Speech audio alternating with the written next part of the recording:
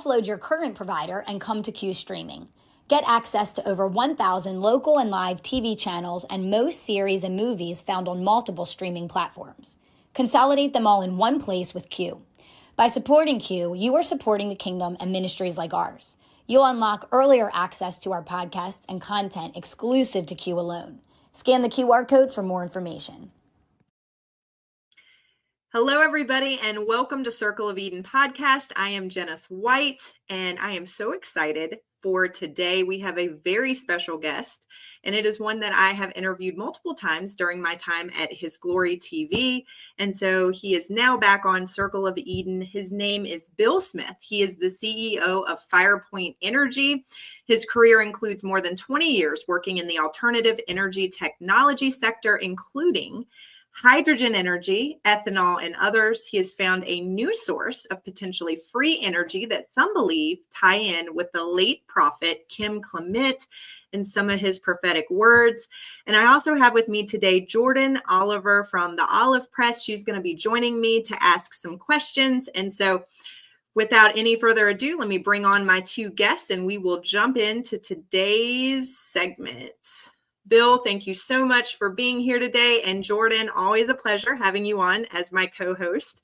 So thank you guys so much. I think this is very important, the information that we're going to be talking about today, and totally orchestrated by God.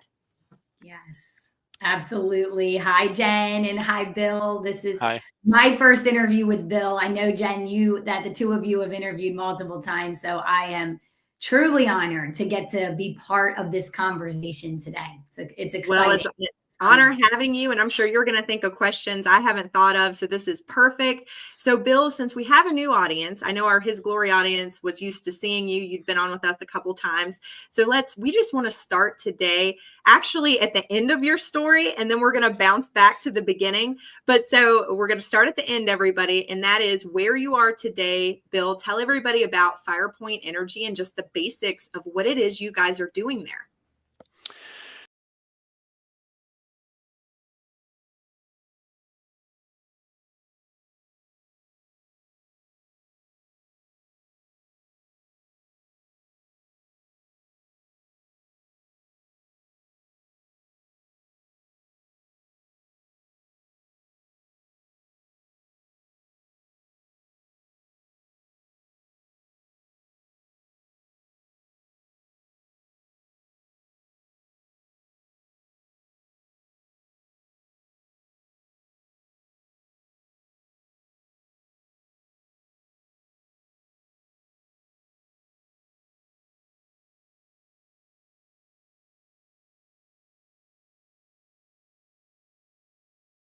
Search into what's called hydrometallurgy, and our global demand for what are called rare earths is growing up because of electric cars, your smartwatches, and so on.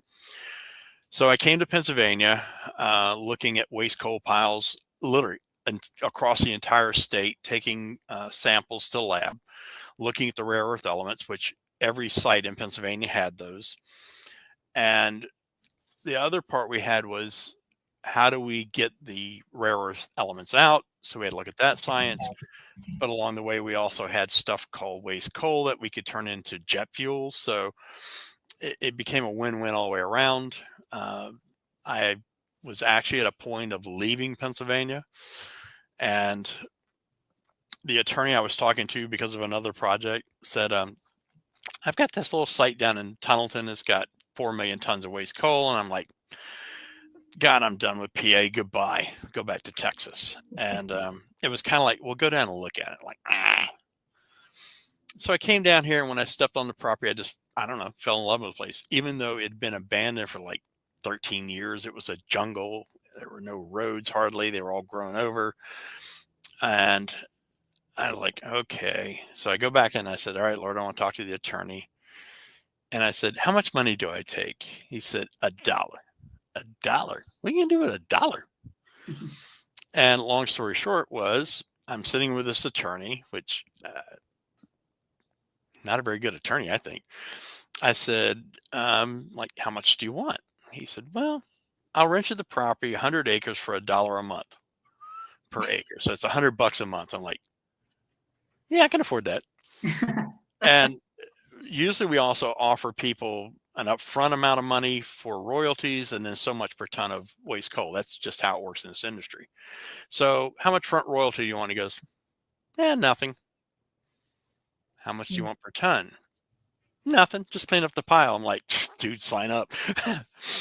So in order to do all of this, it required us to bring together a bunch of technologies. And I had actually closed down a couple of the companies I had. And when I start a new company, I just sit with the Lord for about a week. I just go somewhere and hide out. And all right, God, what's the name of the company? And he literally spoke FirePoint Energy.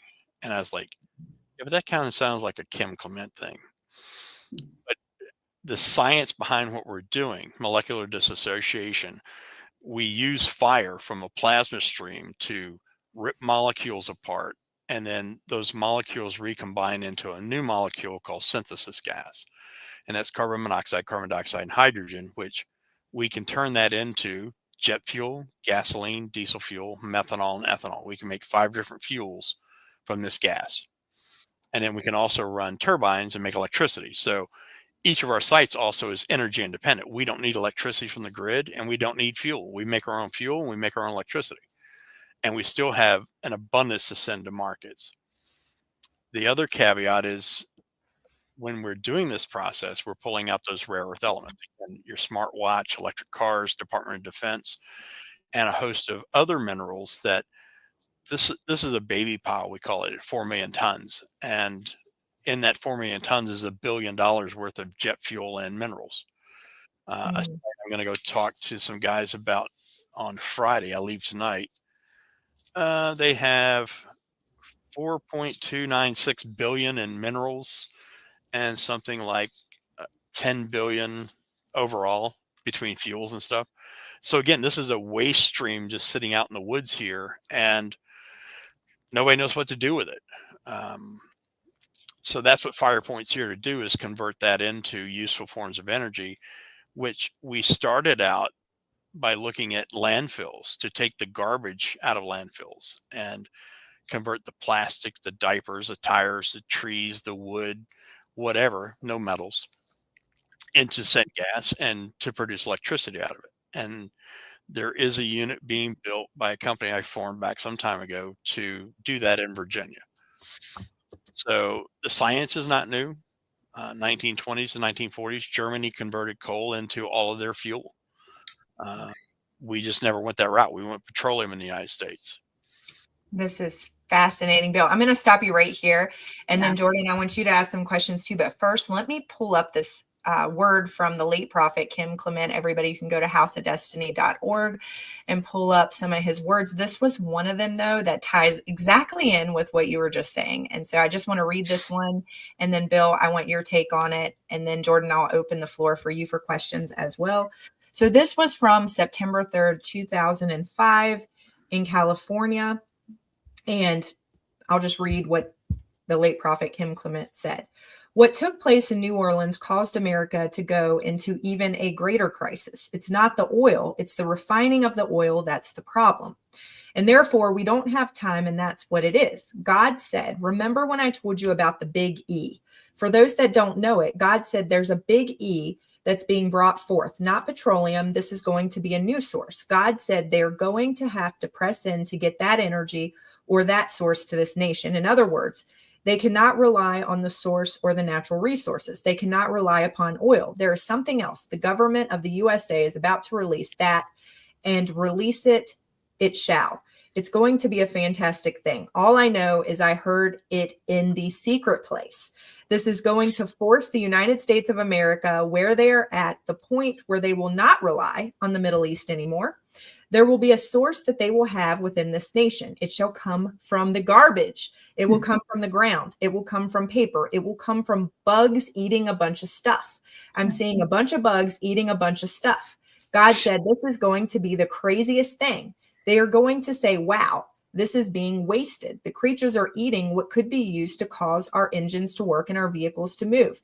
I'm seeing this bunch of bugs eating this stuff, and there it is. That's it right there. When this happens, the United States shall rise above the wealth of the Middle East in terms of oil, and it shall take over, and they shall say, now take your oil and shove it. This is the time for America to press in. And so, Bill, what are your thoughts about that? So if you take garbage and you heap it up into a pile and call it a landfill, bacterium start to grow in there, and they do eat your banana peels, potato peelings, apples, oranges, all that stuff. They don't eat wood atypically.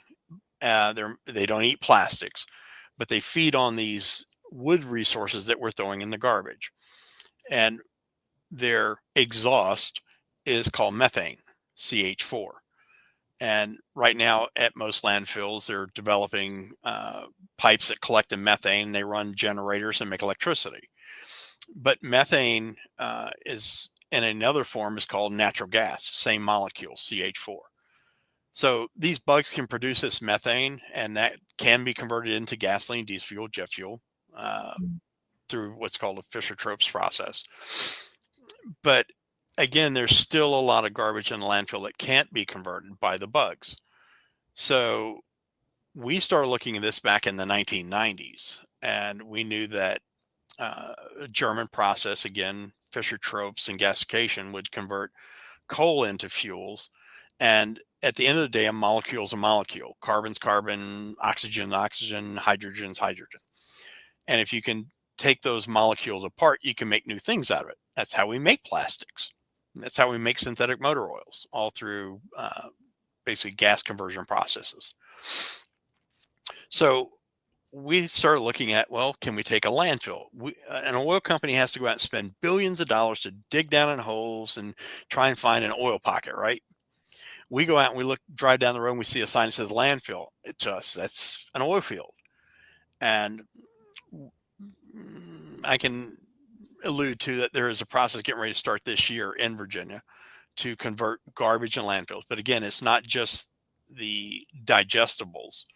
It's the plastic, the papers, wood, tires, all of that can be converted into synthesis gas, which then can be converted into 5 fuels: methanol, ethanol, gasoline, jet fuel, diesel fuel. And that's done by changing catalyst.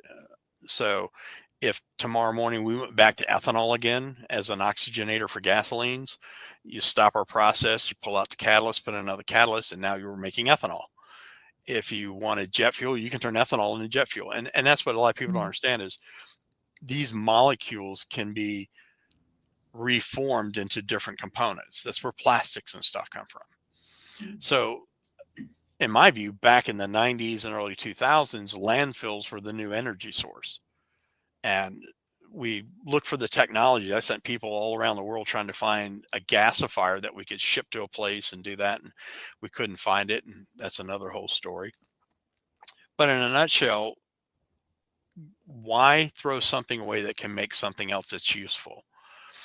And we built a machine. I acquired it in 2020 through a stock swap with a company out of California. You can go on YouTube and look up Adaptive, ADAPTIVE ARC, all one word. And you can see a gas fryer that would fold up, go on a truck, set it up at a landfill, set up at a hurricane site.